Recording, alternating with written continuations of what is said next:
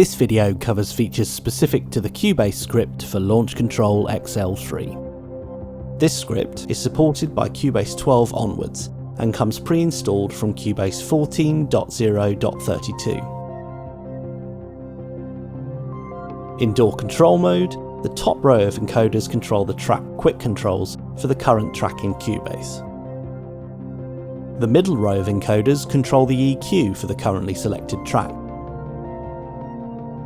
The 8 encoders are arranged into 4 pairs to control the frequency and gain for 4 bands of the EQ. 1 and 2 control band 1, the low, 3 and 4 control band 2, the low mid, 5 and 6 control band 3, the high mid, and 7 and 8 control band 4, the high. In Cubase's DAW control mode, the bottom row of encoders provides these transport controls.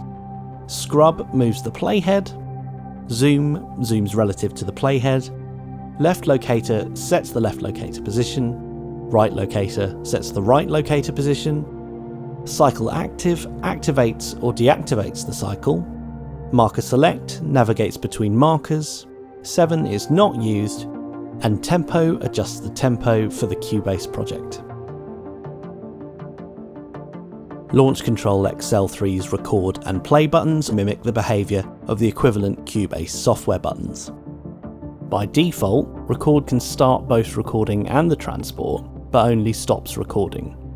Play can stop both the transport and recording. Play also starts the transport. Holding Shift and Play moves the playhead to the previous stop point.